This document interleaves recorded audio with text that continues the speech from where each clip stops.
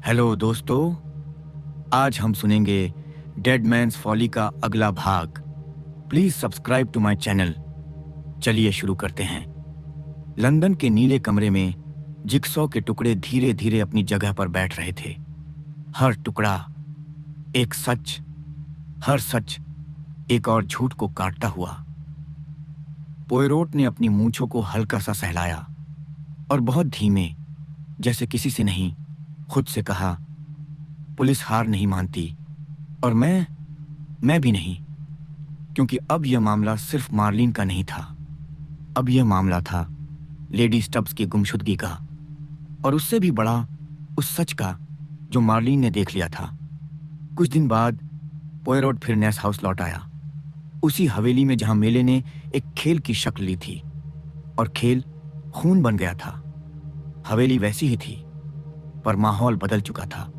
दीवारें जैसे सुन रही थीं, फर्श जैसे याद कर रहा था, और हर व्यक्ति के चेहरे पर एक ही सवाल चिपका था, अब क्या होगा? पोयरोट जानता था, अब क्या होगा नहीं, क्या हुआ था समझना है। पोयरोट अकेला बगीचे में चला। वह उन जगहों को देख रहा था जहां लोग सोचते भी नहीं, क्योंकि कातिल सबसे पहले यही करता है। वह चीज को वहीं छुपाता है जहां कोई ढूंढेगा ही नहीं। पोयरोट को एक बात बार बार याद आती रही। उसने क्या देखा? मार्लिन ने कुछ देखा था, और उसी देखने ने उसे खत्म कर दिया। लेकिन देखा क्या? नदी, लॉन्च, यॉट, या नेस हाउस की कोई छुपी जगह? पोयरोट हवेली के पुराने हिस्से में गया, जहां दीवारें मोटी थीं, जहां दरवाजे पुराने थे, और जहां हवा भी थोड़ी सी बंद लगती थी। वह जगहें देखी गई थीं, पर ऐसे नहीं देखी गई थीं। अक्सर पुलिस खोजती है, पर पोयरोट समझता है, और आज वह समझ रहा था।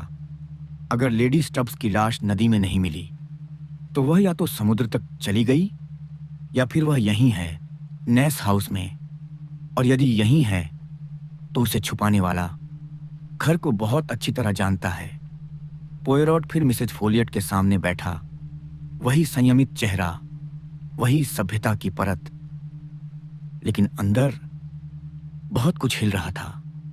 पोयरोट ने नरमी से कहा, मैडम, कुछ बातें हैं जो आप जानती हैं। मिसेस फोलियट ने मुस्कान ओढ़ ली। मैं क्या जान सकती हूं? पोयरोट का स्वर धीमा था, मगर तेज। आपको हैरानी नहीं हुई कि लेडी स्टब्स गायब हैं? आपने बहुत जल्दी कह दिया वह भाग गई होगी, जैसे आपको पता ही हो कि वह वापस नहीं आएगी। मिसेस फोलियट के हाथ रुमाल में कस गए। एक पल के लिए उसकी आंखों में कुछ कांपा। फिर वह बोली, हैटी, वह बहुत अजीब थी। वह कुछ भी कर सकती थी। पोयरोट झुका। हाँ, कुछ भी, लेकिन क्या वह मारी गई लड़की को मार सकती थी? एक पल कमरे में बर्फ जम गई। फिर मिसेस फोलियट के चेहरे पर गुस्सा आया। नहीं, हैटी कभी किसी को नहीं मारती। पोयरोट ने उसी पल नोट किया, यह बचाव तर्क का नहीं था, यह बचाव भावना का था, और भावना अक्सर सच के बहुत पास होती है। पोयरोट बोट हाउस गया, उसी जगह जहां मार्लिन की जिंदगी रुकी थी।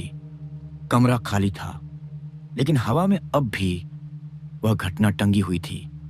पोयरोट ने धीरे से कहा, तुमने कुछ देखा था छोटी? तुमने कुछ देखा था? और फिर वही लाइन मन में घूमी। हो सकता है उसने कोई मर्डर देखा हो, या उसने उस आदमी को देखा हो जिसने मर्डर किया।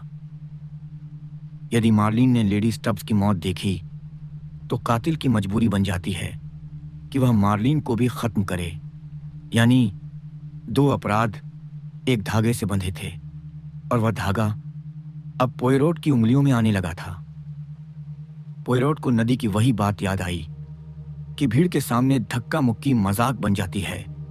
यही वजह थी कि कोई कुछ नहीं देखता, या देखकर भी महसूस नहीं करता। और अगर किसी ने लेडी स्टब्स को नदी में धकेला, तो चश्मदीद गवाह होते हुए भी मामला गवाहों में से खाली रह सकता है। यानी कातिल ने अपराध को नॉर्मल के कपड़े पहनाए, और यही सबसे खतरनाक चाल थी। पोयरोट ने निर्णय लिया, अब वह सिर्फ खोज नहीं करेगा, अब वह जानिए जाल बिछाएगा। वह एक छोटी सी खबर फैलवाता है, एक ऐसी बात जो कातिल को चुभे, कि पुलिस अब भी लेडी स्टब्स की खोज में हवेली के पुराने हिस्से को फिर से देख रही है, और इससे भी ज्यादा कि पोयरोट को एक छुपे हुए रास्ते का शक हो रहा है। यह सुनते ही कातिल बेचैन होगा, क्योंकि कातिल का सबसे बड़ा डर पुलिस नहीं होती, कातिल का सबसे बड़ा डर होता है उसका राज। रात को नैस हाउस में सब अपने अपने कमरों में थे, लेकिन पोयरोट जाग रहा था। उसने देखा एक परछाई गलियारे में सरकी, बहुत धीमे, बहुत सावधान, जैसे कोई किसी जगह की तरफ जा रहा हो जहां उसे नहीं जाना चाहिए, या जहां उसे जाना बहुत जरूरी है। पोयरोट ने पीछा नहीं किया, उसने बस नोट किया, क्योंकि पीछा करने से परछाई भाग जाती है, और नोट करने से परछाई अगली बार और बड़ी गलती करती है। सुबह पोयरोट ने खुद से कहा, यह खेल अब लंबा नहीं चलेगा, क्योंकि उसके पास अब 3 बातें थीं। एक, मार्लिन ने जो देखा वह खून से जुड़ा था। 2, लेडी स्टब्स के बारे में कुछ लोग पहले से मान चुके थे कि वह मर चुकी हैं, और पोयरोट हार नहीं मानता। वह मुस्कुराया, लेकिन यह मुस्कान मीठी नहीं थी, यह अंत की मुस्कान थी। पोयरोट ने उस दिन हवेली के नक्शे पर उंगली रखी और धीमे से बोला, अगर मैं कातिल होता तो मैं लाश को यहां नहीं छुपाता, मैं उसे यहां छुपाता जहां हर कोई रोज गुजरता है और फिर भी कोई नहीं देखता। उसने अपनी उंगली एक जगह पर रोकी, और उसी पल किसी ने ऊपर के हिस्से में एक दरवाजा बंद किया। जोर से नहीं, बस इतना कि समझ आ जाए, कोई सुन रहा है। पोयरोट ने सिर उठाया, उसकी आंखों में चमक थी। बहुत अच्छा, उसने लगभग फुसफुसाकर कहा, अब तुम गलत चाल चलोगे और मैं तुम्हें पकड़ लूंगा। तो दोस्तों, आज के लिए इतना ही। मिलते हैं अगली वीडियो में।